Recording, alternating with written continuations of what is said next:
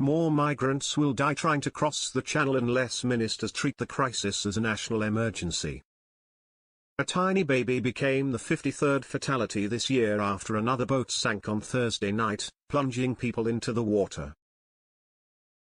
On Friday, both Sir Keir Starmer and French President Emmanuel Macron faced fresh fury over the growing death toll, with analysis revealing more migrants have perished this year than in the last 3 combined. Tory leadership contender and former Immigration Minister Robert Jenrick said, "We've seen more deaths this year than ever before." Starmer is condemning people to death for his own ideology. Rather than strengthening the Rwanda scheme to deter people from making the journey in the first place, he scrapped it all because he didn't come up with the idea. Now European countries are looking to do the same thing. It's a national emergency and he's playing politics with it. Sir Keir was also accused of hypocrisy after he signed a Rwanda-style deal to deport migrants who arrive in the Chagos Islands on small boats. Asylum seekers arriving in the British-owned archipelago will be deported to St Helena, another UK territory more than 5,000 miles away in the Atlantic Ocean. Mr Jenrick added, "This is yet more rank hypocrisy from Starmer.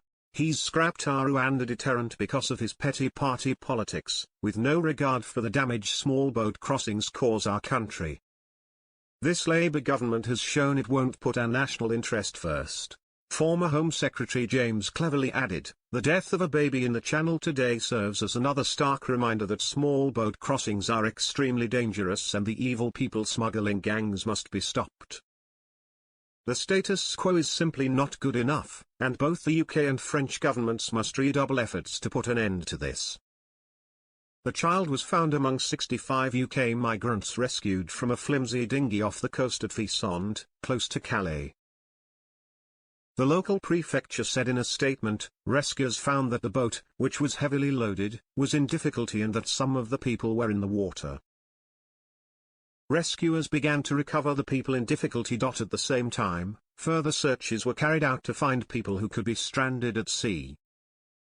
It was then that the baby was discovered, the prefecture added. On September 3, 6 children and a pregnant woman were among 12 people who died after a boat carrying dozens of people sank off the French coast. And on October 5 a 2-year-old child was among 4 people who died after being trampled at the bottom of a similar boat.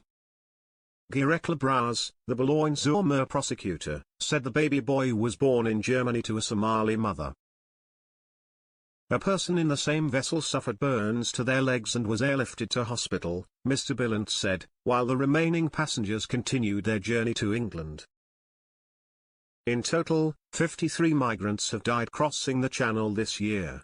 In 2021, 37 people drowned. Last year, 12 people lost their lives. Responding to Mr Jenrick's remarks, the Prime Minister's deputy spokesperson said, "The blame is firmly on the ruthless criminal gangs that exploit people into undertaking these dangerous journeys, and that is why the Prime Minister's primary focus is on smashing the gangs and stopping these journeys from happening in the first place." Cases such as this are terrible reminders of the callousness of the gangs exploiting people to make these journeys. It is very clear that we need to tackle them, and the Prime Minister has set out a plan to do so, including setting up our enforcement coordination with partners with countries across Europe and countries, and also work upstream to tackle the problem at source. That is the approach we are taking. A total of 27,557 people have arrived in the UK in small boats so far this year after crossing the Channel, -6% higher than the equivalent point last year. The total number of arrivals is 26% lower than the same point in 2022. People continued crossing the Channel as arrivals were brought into Dover on Friday. Enver Solomon, chief executive of the Refugee Council, said, "We are heartbroken that a baby has died in yet another devastating and depressingly preventable tragedy in the Channel.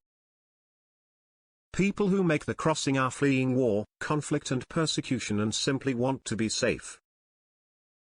As our analysis shows, these crossings are getting ever deadlier, with the total number of deaths this year being greater than the previous 3 years combined. This procession of death and tragedy shows we need to rethink our approach. Lives will continue to be lost if we carry on as it is.